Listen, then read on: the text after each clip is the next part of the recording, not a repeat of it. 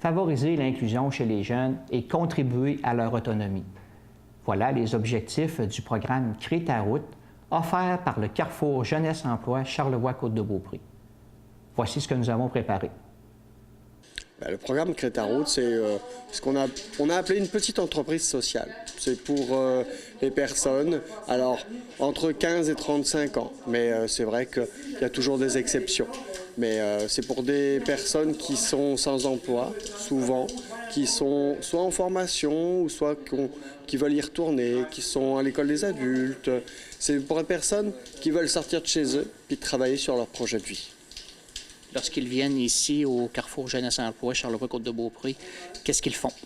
Alors, dans un premier temps, ils me voient moi. Moi, je suis intervenant jeunesse ici.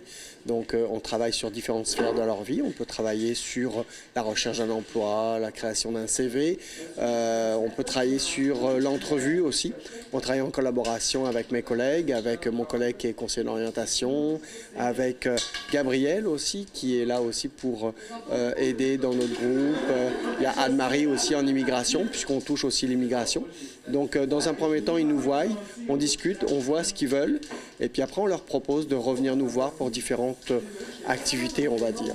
Moi, ici, ce que j'ai essayé de monter avec les jeunes, c'est un petit atelier, un atelier créatif, plus axé sur le bois, parce que j'aime bien le bois. Donc, plus axé sur le bois, mais c'est ouvert aux projets individuels. Les jeunes peuvent arriver avec un projet, puis on part de ça, puis on essaye de développer le projet. Et c'est ça qui est intéressant, parce que de développer le projet, on part d'un début, puis on essaye d'aller rapidement à une fin. Et après, on renouvelle l'expérience avec d'autres personnes, puis on essaye que leur projet, ils proposent à la communauté, afin de pouvoir étendre aussi leur projet, puis leur façon de faire, et qu'ils puissent rentrer en relation avec les autres. Quel genre de projet? Pouvez-vous donner des exemples de projets qui sont réalisés avec le programme? Oui, tout à fait. On a, par exemple, on a un jeune qui a un DEP en soutien informatique. Puis pour l'aider aussi à être en relation avec les autres, on a développé un projet de soutien informatique. On propose aux personnes, par exemple, qui ont des difficultés avec leur téléphone, leur tablette. Tout simplement, par exemple, envoyer une image avec un courriel. Des fois, on ne sait pas forcément. Puis, on est tanné de demander à notre voisin, à notre enfant ou à notre cousin pour nous aider. Nos jeunes se proposent de venir puis essayer de vous aider. Puis on va essayer de créer des fiches personnalisées qui va vous aider à être indépendant là-dessus. Ça, c'est un projet particulier avec quelques jeunes.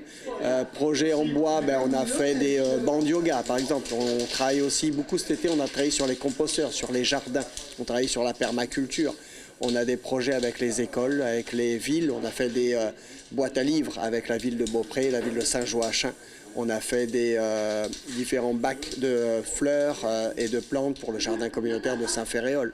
Et puis aujourd'hui, on fait des longboards. Ça, c'est un projet qui, en fin de compte, c'est notre projet, ce qu'on appelle fil rouge, là, notre projet conducteur, fil conducteur. Qui, les jeunes, c'est le fun de faire ça. Mais on l'a pris à la source, c'est-à-dire qu'on fabrique notre longboard. On prend le bois, on le presse, après il travaille la forme, et puis après il décore. On n'en est pas à l'essayer pour le moment, puisqu'on n'est pas spécialiste, mais à travers un projet de persévérance scolaire, comme sur des roulettes, par exemple avec l'école du Mont-Sainte-Anne, on va travailler avec l'option skateboard, puis ils vont faire leur skateboard, puis eux, ils ont un professeur de skateboard, puis ils vont aller faire après du skateboard avec un professionnel. Donc c'est vraiment, on part du début jusqu'à la fin. Puis aujourd'hui, on travaille avec un artiste exceptionnel, Patrick, qui est là pour nous aider à travailler la technique du pochoir. Donc voilà, ça fait déjà 3 fois qu'il vient. Il y a combien de jeunes habituellement qui prennent part au programme? C'est variable. Les jeunes, il n'y a pas de... Les jeunes viennent quand ils veulent, quand ils le souhaitent. Donc j'ai une dizaine de jeunes environ qui viennent de façon régulière et irrégulière. Les jeunes de la Côte-de-Beaupré? C'est tous des jeunes de la Côte-de-Beaupré. Donc c'est des jeunes qui arrivent de Saint-Tite-des-Caps jusqu'à Bois-Châtel.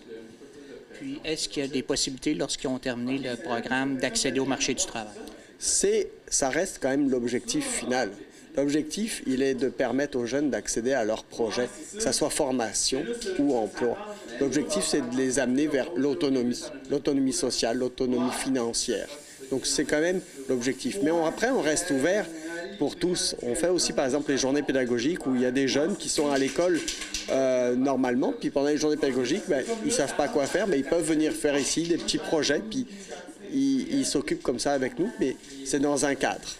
Ce qui arrive, t'en as des anciens qui viennent vous voir aussi? Oui, tout à fait. Aujourd'hui, on a par exemple Simon qui est très repérable, qui vient ici. C'est un jeune qui était là avec nous, qui est parti sur Québec en formation à l'École des adultes et qui travaille, puis qui revient aujourd'hui parce que l'atelier qu'on fait là, c'est la deuxième fois que Patrick vient pour ce groupe-là. Donc, c'était la finalité. Donc, j'avais invité Simon pour revenir nous voir aujourd'hui. Merci, M. Grantin. Merci à vous. L'idée, c'est de peinturer justement les planches avec les jeunes, de faire toute la décoration des planches avec eux, de les aider. Moi, c'est ça, mon parcours est beaucoup passé par ça, par le milieu du skate et du snow. J'ai toujours été super inspiré par ce milieu-là, tous les artistes qui désignent ces planches-là. Fait que je pense que c'était comme un lien facile entre les médiums qui travaillent puis la peinture qui va dessus.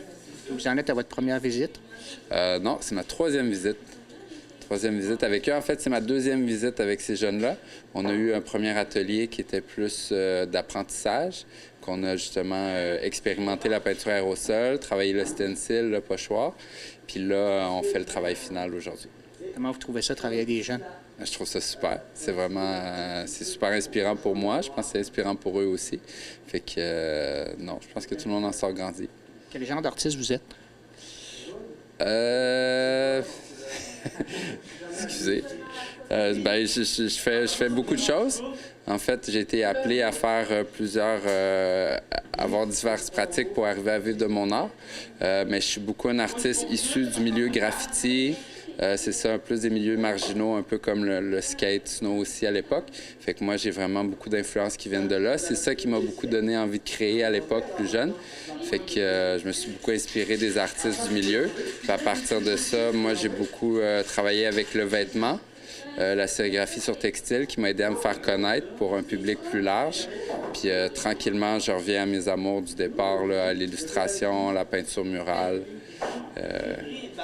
Et les ateliers avec les jeunes, un peu pour fermer la boucle de tous ces gens qui m'ont inspiré. C'est que j'essaie de semer des graines à ma façon, moi aussi. Merci, M. Forchard. Merci beaucoup.